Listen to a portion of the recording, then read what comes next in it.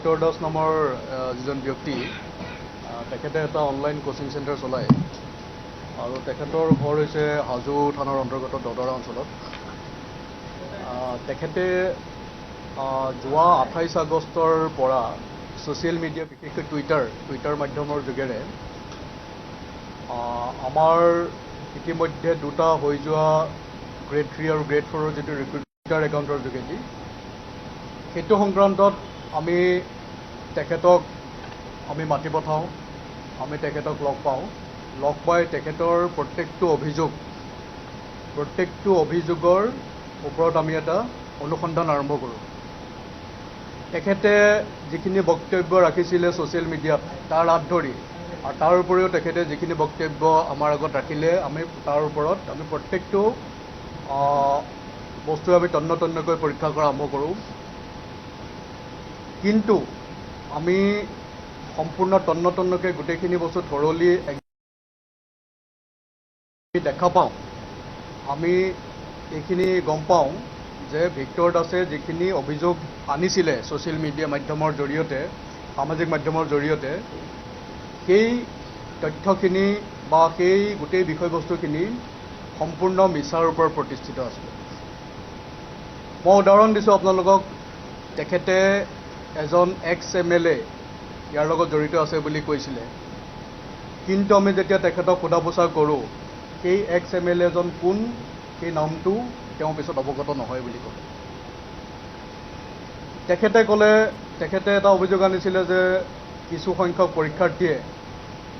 পৰীক্ষাৰ্থীক কিছু সংখ্যক লোকে এপ্ৰ'চ কৰিছে এই পৰীক্ষাটোত উত্তীৰ্ণ কৰাই দিব পইচাৰ বিনিময়ত, ইন এক্সচেঞ্জ অফ কেছ। কিন্তু পিছত তেখেতে সেইটো বিষয়ে কোনো তথ্য আমাক দিব নোৱাৰিলে আৰু তেখেতৰ 4জন ষ্টুডেণ্ট, তেওঁৰ অনলাইন কোচিং কৰা ষ্টুডেণ্টৰ নাম মেনশ্যন কৰিলে যে তেওঁলোকহে অৱগত এইটো বিষয়ে। কিন্তু আমি যেতিয়া তেখেতসকলক সেই যিকেইজন 4জন ষ্টুডেণ্ট তেওঁলোকক যেতিয়া আমি পৰীক্ষা কৰিলোঁ, তেওঁলোকক যেতিয়া আমি সোধা পোছা কৰিলোঁ, সকলোৱে এইটো বিষয়ে ডিনাই কৰিলে, অৱগত নহয় বুলি ক'লে। গতিকে আমি গোটেই বস্তুখিনি অনুসন্ধান কৰি আমি গম পালোঁ এই যিজন ব্যক্তি আছিলে ভিক্টৰ দাস, তেখেতে এই যিটো চৰকাৰী যন্ত্ৰই গভৰ্ণমেণ্ট মেচিনেৰীয়ে ইমান স্বচ্ছ আৰু নিকাভাৱে যিটো পৰীক্ষা অনুষ্ঠিত কৰিলে আৰু এটা পৰীক্ষা কাইলৈ আছে, আপোনালোকে ইতিমধ্যে অৱগতই। গোটেইখিনি যিখিনি ব্যৱস্থা গ্ৰহণ কৰা হৈছিলে সম্পূৰ্ণ পৰীক্ষাটো স্বচ্ছ আৰু নিকাভাৱে অনুষ্ঠিত কৰাৰ বাবে অসমৰ লাখ এৰাউণ্ড 10 লাখ ইয়াত পৰীক্ষাৰ্থী ইয়াত অৱতীৰ্ণ হৈছিলে। গোটেই পৰীক্ষা ব্যৱস্থাটোৰ ওপৰত এই যিটো অভিযোগ তেওঁ আনিলে ভিক্টৰ দাসে, সেই অভিযোগটোৱে আমাৰ সমাজত এক আনৰেষ্টৰ সৃষ্টি কৰিবলৈ গৈ আছিলে আৰু ইতিমধ্যে আনৰেষ্টখিনি আৰম্ভ হৈছিলে। তেখেতে এটা ক্ৰিমিনেল কনস্পাইৰেচিৰ অধীনত এইটো কাম কৰি আছিলে বুলি আমি অৱগত হৈছোঁ, যাতে তেখেতে আমাৰ গভৰ্ণমেণ্ট মেচিনেৰীৰ পৰা বা বিভিন্ন পৰীক্ষাৰ্থীৰ পৰা তেখেতে এক্সটৰ্চন কৰিব পাৰে। গতিকে সেইটো দিশত তেখেতে অগ্ৰসৰ হৈ আছিলে। তাৰোপৰি তেখেতে এই গোটেই ইনফৰমেশ্যনখিনি যিখিনি তেওঁ সামাজিক মাধ্যমত বিয়পাইছিলে তেখেতৰ টুইটাৰ একাউণ্টৰ জৰিয়তে, তেখেতৰ যিটো ব্যক্তিগত টুইটাৰ হেণ্ডেল আছিলে, যিটো তেখেতে একচেপ্টো কৰিছে যে সেইটো তেখেতেই ইউজ কৰিছে, তেখেতে মানে নিজে এইটো টুইটাৰ হেণ্ডেল ইউজ কৰে, চলায়। তেখেতে এই গোটেই তথ্যখিনি সম্পূৰ্ণ মিছাৰ ওপৰত প্ৰতিষ্ঠিত তথ্যখিনি এইটো কাৰণে আমি গম পালোঁ যে আমাৰ অনুসন্ধানত যে তেখেতে এইখিনি কৰিছিলে আমাৰ সমাজত এক অস্থিৰতাৰ সৃষ্টি কৰিবৰ কাৰণে। আৰু এই 10 লাখ পৰীক্ষাৰ্থী, তেখেতসকলৰ পৰিয়াল আৰু যিটো ইমান স্বচ্ছ আৰু নিকাভাৱে পৰীক্ষা অনুষ্ঠিত কৰা আমাৰ যিটো গভৰ্ণমেণ্ট মেচিনেৰীৰ ওপৰত প্ৰশ্ন কৰি এটা সমাজত এক মানে তেখেতে অসুস্থ বাতাবৰণৰ সৃষ্টি কৰাৰ প্ৰয়াস কৰিছিলে। এয়া সম্পূৰ্ণ ৰিউমাৰ আছিলে, এইবিলাক সম্পূৰ্ণ ৰিউমাৰ তেওঁ মানে স্প্ৰেড কৰিছিলে। আৰু তেখেতে যেতিয়া আমি এনকুৱাৰী কৰি আছিলোঁ, তেখেতক যেতিয়া সোধপোছ কৰি আছিলোঁ, আমি দেখা পাওঁ যে তেখেতে আমাৰ এনকুৱাৰীটোতো সহযোগ নকৰা হ'ল। তেখেতে আমাৰ এনকুৱাৰীটোতো সহযোগ কৰাটো এৰি দিছিলে।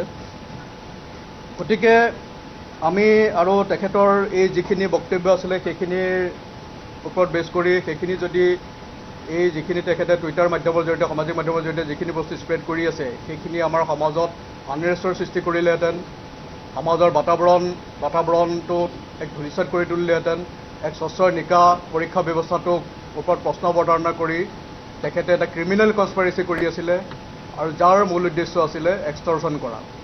গতিকে সেই গোটেইখিনি বস্তু চালি জাৰি চাই আমি তেখেতক ইতিমধ্যে আমি এৰেষ্ট কৰিছোঁ।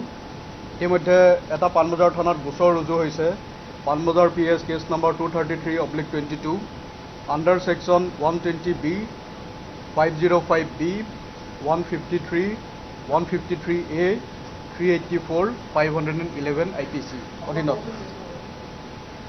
233/22। আৰু এতিয়া এই গোচৰটো ৰুজু কৰি আমি পৰৱৰ্তী তদন্ত চলাই যাম। আৰু এই তদন্তটো আমি চলাই যাম কাৰণ এই যিটো এটা লাৰ্জাৰ ক্ৰিমিনেল কনস্পাইৰেচি আছিলে, এই ক্ৰিমিনেল কনস্পাইৰেচিটোত আৰু অধিক ব্যক্তি জড়িত হৈ থাকিব পাৰে। গতিকে আমি এই সম্পূৰ্ণ কথাখিনি আমাৰ তদন্তৰ আওতাৰ ভিতৰত থাকিব আৰু আমাৰ তদন্তটো এতিয়া আমি আৰম্ভ কৰিম।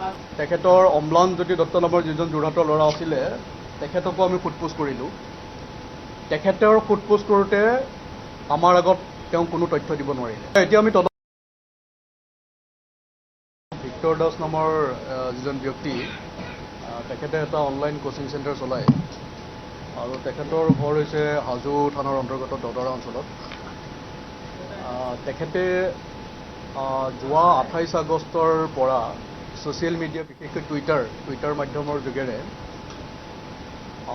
আমাৰ ইতিমধ্যে দুটা হৈ যোৱা গ্ৰেড 3 আৰু গ্ৰেড 4ৰ যিটো টুইটাৰ একাউণ্টৰ যোগেদি সেইটো সংক্ৰান্তত আমি তেখেতক মাতি পঠাওঁ, আমি তেখেতক লগ পাওঁ। লগ পাই তেখেতৰ প্ৰত্যেকটো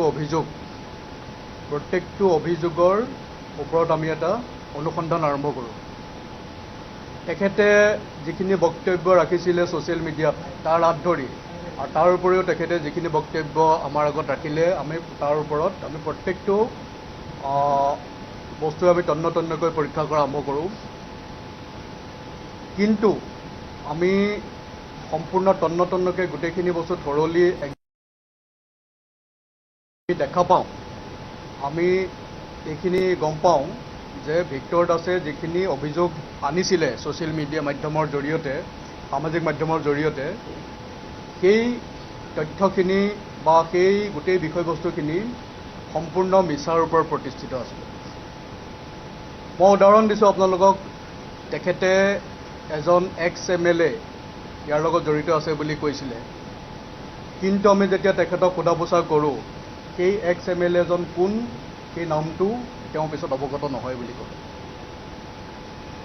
তেখেতে ক'লে তেখেতে এটা অভিযোগ আনিছিলে যে কিছু সংখ্যক পৰীক্ষাৰ্থীক কিছু সংখ্যক লোকে তদন্তটো আৰম্ভ কৰিছোঁ। আমাৰ তদন্তৰ আওতাত সকলোখিনি বস্তুৱে থাকিব।